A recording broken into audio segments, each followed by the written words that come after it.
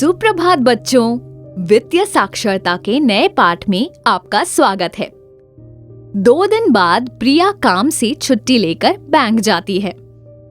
नमस्ते गुप्ता मैडम, मैं अपने खाते के बारे में जानने के लिए आई हूँ। हेलो प्रिया, तुम्हारा खाता खुल गया है। तुम अपने पासबुक ले जा सकती हो और अपने खाते का बैलेंस चेक कर सकती हो। गुप्ता मैडम प्रिया को एक रजिस्टर में हस्ताक्षर करवाने के बाद उसकी पासबुक दे देती है। मैं अपने खाते में 2000 डिपॉजिट करवाना चाहती हूँ। इसकी क्या प्रक्रिया है? मैं तुम्हें इसके बारे में विस्तार से बताती हूँ। इसके लिए पहले तुम्हें अपना नाम, पासबुक में दिया हुआ अकाउंट नंबर, आज की तारीख और अन्य विशेषताएं जैसे नोटों की संख्या, शब्दों और अंकों में जमा होने की राशि भरकर पे इन स्लिप पर हस्ताक्षर करना होगा। इसके बाद स्लिप को लेकर बैंक टेलर के पास जमा कर देना होता है। गुप्ता मैडम, टेलर क्या होता है? क्या आपका मतलब मेरे बाबा जैसी किसी दर्जी से है?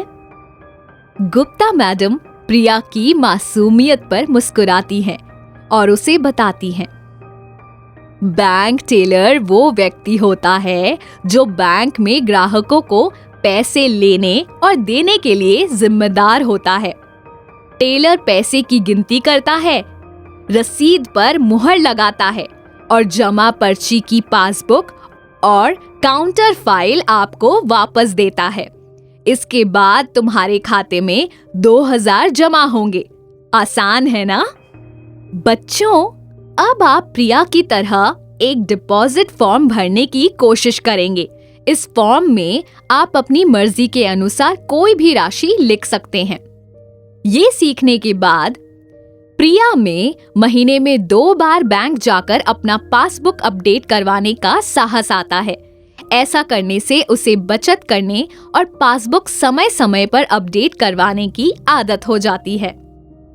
त्योहार का समय है और प्रिया अपने खाते से कुछ पैसे निकालना चाहती है। बैंक का खाता खुलने के बाद प्रिया को बैंक से एक एटीएम कार्ड और SMS पिन नंबर मिला था, परंतु अभी तक उसे कार्ड का प्रयोग करने का तरीका नहीं पता था।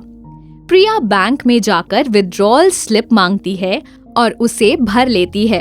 सबसे पहले वो अपना पासबुक निकालकर स्लिप पर अपना अकाउंट नंबर लिखती है। पासबुक में वो देखती है कि उसने अब तक लगभग 10,000 रुपए बचा लिए हैं। वो खाते से 2,000 रुपए निकालना चाहती है। निर्णय ले लेने के बाद वो विड्रॉल स्लिप पर सारी आवश्यक जानकारी भर देती है। प्रिया इस फॉर्म को भरती है और बैंक टेलर के पास जमा कर देती है। टेलर फॉर्म के बदले प्रिया को एक टोकन देता है और उसे अपनी बारी का इंतजार करने बोलता है। एक एक करके लोग टेलर के पास अपने टोकन नंबर अनुसार जाते हैं और अपने पैसे जमा करते हैं। कुछ देर बाद प्रिया की बारी भी आ जाती है। प्रिया टेलर के पास अपना टोकन और विड्रॉल फॉर्म जमा कर देती है। टेलर प्रिया के हस्ताक्षर को जांचता है और फिर उससे पूछता है कि उसे किस तरह के नोटों की आवश्यकता है। प्रिया 500 और 100 के नोट मांगती है। काउंटर से जाने से पहले टेलर प्रिया को नोट गिन लेने के लिए कहता है। वो नोटों को गिन लेती है और अपने पासबुक को अपडेट करवा लेती है। जब प्रिया अपने पासबुक को देखती है तो उसे एक जमा राशि दिखती है जो उसने नहीं डाली थी। वो इसके बारे में गुप्ता मैडम से पूछती है, जो उसे बताती है कि बैंक ने उसके द्वारा जमा किए हुए पैसों पर एक ब्याज राशि दिया है। इस राशि को हम ब्याज कहते हैं। प्रिया ये जानकर बहुत खुश होती है कि उसके पैसा कमा रहे हैं। इसके बाद वो गुप्ता मैडम से मिलने जाती है। नमस्ते गुप्ता मैडम, आशा करती हूँ आप अच्छी हैं। हेलो प्रिया, मैं ठीक हूँ, धन्यवाद। आशा करती हूँ कि तुम भी ठीक हो। तुम्हारी आज क्या मदद कर सकती हूँ? क्या आप मुझे एटीएम कार्ड इस्तेमाल करना सिखा सकती हैं? मुझे कार्ड और पिन मिला है, पर मैं उसका प्रयोग करना नहीं जानती हूँ। निश्चित ही, मेरे साथ आओ। चलो प्रिया, मैं पहले तुम्हें एटीएम कार्ड के बारे में बताती हूँ। बैंक अपने ग्राहकों को एटीएम कार्ड देता है, जिसकी सहायता से वो कहीं से भी पैसे विथड्रॉ या निकाल सकते हैं। एटीएम कार्ड इस्तेमाल करना जानना दुविधाओं के समय सहूलियत देता है, किंतु अगर व्यक्ति अपना एटीएम कार्ड सही से इस्तेमाल करना न जाने तो वो कार्ड ब्लॉक हो सकता है। तुम अपना एटीएम कार्ड किसी भी भारतीय बैंक के एटीएम पर इस्तेमाल कर सकती हो। सारे बैंकों की एटीएम प्रक्रिया भी लगभग एक ही होती है, कुछ छोटे अंतरों को छोड़कर। गुप्ता मैडम प्रिया को एटीएम से पैसे निकालने का तरीका समझाने के लिए निम्नलिखित चरणों का वर्णन करती है। Display screen. ये स्क्रीन उपयोगकर्ता के लेन देन को मशीन के कार्यों के विकल्प दिखाती है और उन्हें उस कार्य को करने में मदद करती है जिसकी उन्हें आवश्यकता होती है। Card reader. ये एक इनपुट डिवाइस है जो आपके द्वारा रीडर को फीड किए गए कार्ड के आधार पर आपके बैंक खाते की पहचान करता है। Cash dispenser. ये आउटपुट डिवाइस है जिसके द्वारा आप मशीन के माध्यम से निकाली गई नकदी प्राप्त कर सकते हैं। रसीद प्रिंटर। ये मशीन का वो भाग है जहां से आपको अपने लेन देन पूरी होने के बाद उसकी रसीद मिल जाएगी। कीपैड। ये एक इनपुट डिवाइस है जो आपके लेन देन में आपका मार्गदर्शन करता है। कीपैड के माध्यम से आप जो कुछ भी इनपुट करेंगे वो डिस्प्ले स्क्रीन पर दिखाई देगा।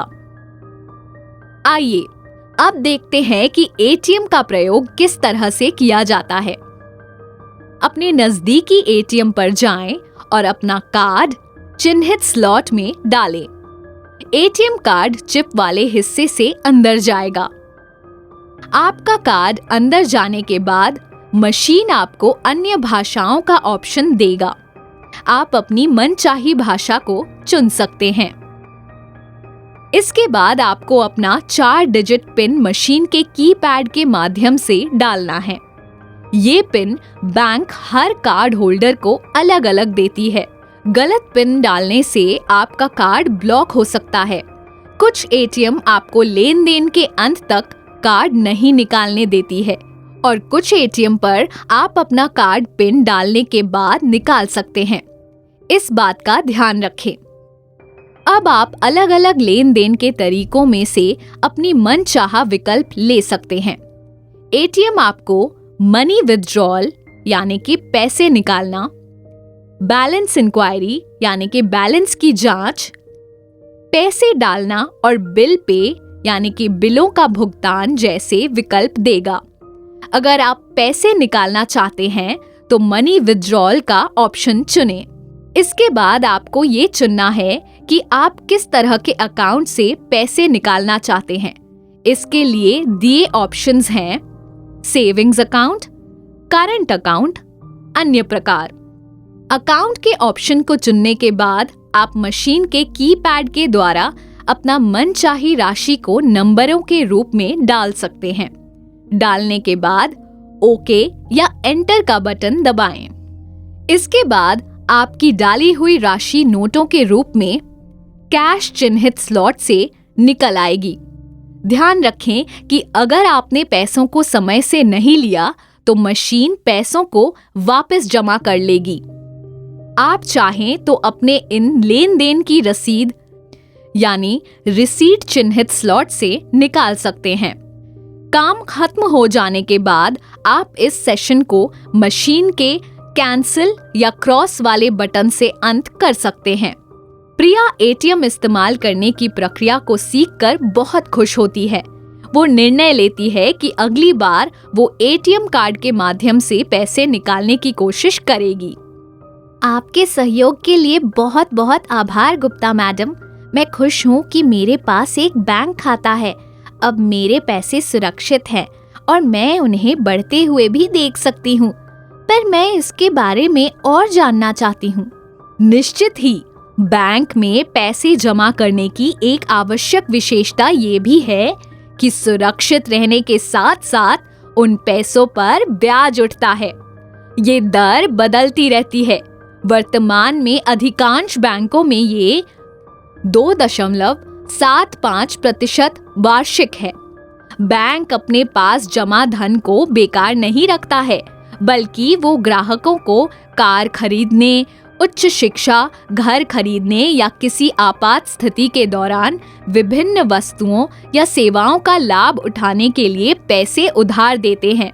इस उधार को हम लोन कहते हैं। लोन के बारे में हम आगे चलकर विस्तार में सीखेंगे। इसे वापस करते समय ग्राहक बैंक को एक निश्चित शुल्क साथ में जमा करता है।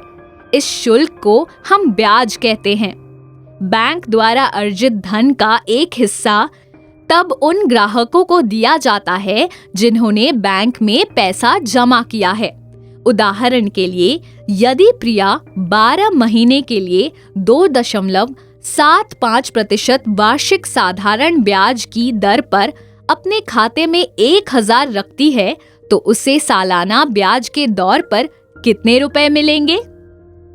ब्याज का गणना हम इस सूत्र के जरिए करते हैं।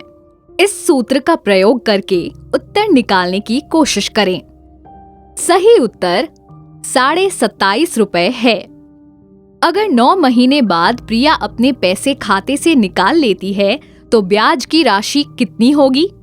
गणना करने का सूत्र बदलकर ये हो जाएगा। क्या आप सही उत्तर बता सकते हैं?